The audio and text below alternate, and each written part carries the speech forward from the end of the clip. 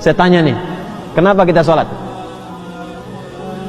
Tuh, udah puluhan tahun sholat, nggak tahu kenapa harus sholat. Satu kan jelas tadi saya jawab kan, membuktikan keimanan kita kepada siapa? Allah. Itu baru hablum minallahnya. Sedangkan dalam Islam itu kan dua konsepnya, hablum minallah, yang kedua hablum minal makhlukat. Bukan hanya dengan manusia, dengan hewan, dengan tumbuhan dan sebagainya. Nah, kalau yang pertama kaitan dengan Allah, selesai kita. Begitu salam, selesai dengan Allah. Kaitan dengan manusianya apa? Maka muncullah Quran surah ke-29 ayat ke-45. Innas salata tanha 'anil fahsya'i wal munkar. Kaitan dengan manusianya, setelah salat itu, salat yang benar ditunaikan mampu merubah orang yang salat itu menjadi lebih baik, terbebas dari dua sumber keburukan, baik fahsya yang bersumber dari syahwat, zina, pornografi, porno aksi, LGBT, kata-kata jorok. Jadi nggak ada orang sholat kalau sholatnya benar itu kata-katanya kotor tuh nggak ada.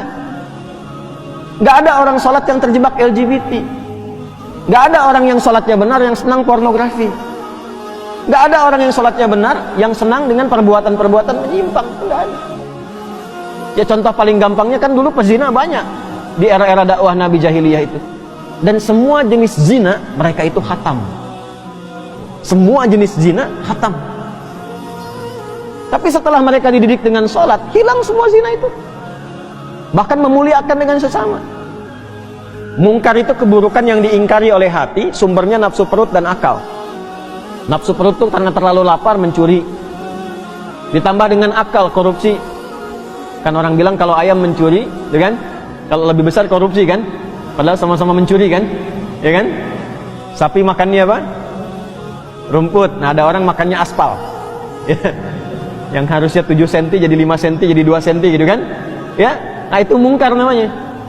Sehingga banyak rusak, banyak dicek-cek gitu kan? Ya dipastikan bagus lagi. Nah itu mungkar. Maaf, mencuri, membuat hoax, berselisih, menipu sampai ke tingkat tinggi, membunuh dan sebagainya, itu mungkar. Orang sholat itu mustahil mengerjakan itu. Karena saat dia selesai sholat, dia sudah terkoneksi dengan Allah. Makanya begitu tuntas sholatnya, dia sudah merasa diawasi Allah, nyambung dengan Allah.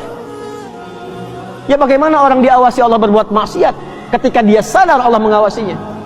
Itu yang dimaksud Quran surah ke-4 An-Nisa ayat 103. Fa idza qadaytumus salata fadhkurullaha qiyaman wa qu'udan wa 'ala junubikum. Kalau engkau sudah tuntas mengerjakan salat, maka engkau akan punya koneksi. Kalau benar salatmu, engkau terkoneksi dengan Allah. Zikir itu terkoneksi. Nyambung. Kalau merasa belum connect karena banyak pikiran dunia, padahal harusnya dibuang. Ya, makanya saat sholat kan kita mengangkat begini kan? Itu diantara ilmu hikmahnya, ketika sedang sholat tuh buang urusan dunia ke belakang, jangan dibawa. Pasrahkan diri kita sepenuhnya pada Allah, buang ke belakang. Ini kadang yang terjadi, tangannya begini, dunianya malah ikut. Makanya ketika takbir itu, lisan mengucapkan Allahu Akbar, tapi di pikirannya, handphonemu akbar, proyekku akbar, sendalku akbar, jemuranku akbar. Karena dunia ikut, kan? Sering terjadi begitu ya? Ya? Kembali. Nah, ini yang menjadikan manfaat sholat gak diraih. Akhirnya apa? Tanha anil fahsya'i wal munkarnya gak dapat. Konektivitasnya berkurang. Untuk menutup itu pasca sholat, kemudian diajarkan zikir. Kenapa akhirnya istighfar, zikir pertama yang kita ucapkan? Kan pada sholat itu, Assalamualaikum warahmatullah. Salam itu menutup sholat. Assalamualaikum warahmatullahi wabarakatuh. Assalamualaikum warahmatullahi wabarakatuh. Selesai nih.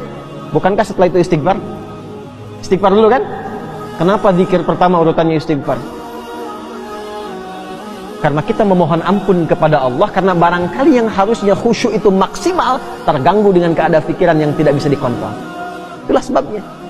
Nah, istighfar itu membuka kita supaya menyambung terus, sehingga ketika subhanallah, alhamdulillah terkoneksi.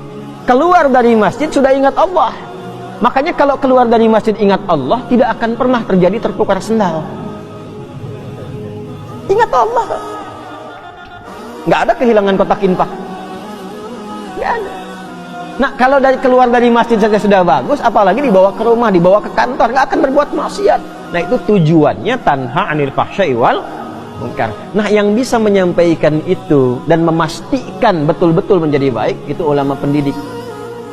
Makanya di pesantren itu bukan cuma diajar di kelas, sampai di asrama dilihatin, diawasi, didoakan, dipantau perkembangannya.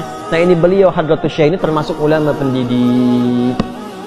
Bahkan memastikan setelah ketiadaannya pun murid-muridnya masih bisa belajar lewat karya yang dituliskan oleh beliau. Maka muncullah kitab ini, Adabul Alim wal Muta'allim, untuk mengajarkan kepada kita, kepada siapa Anda kalau ingin belajar. Kalau yang ingin belajar pada ulama pengajar, bagaimana cirinya? Kalau ingin belajar pada ulama pendidik, bagaimana cirinya? Dan apa manfaatnya? Jelas?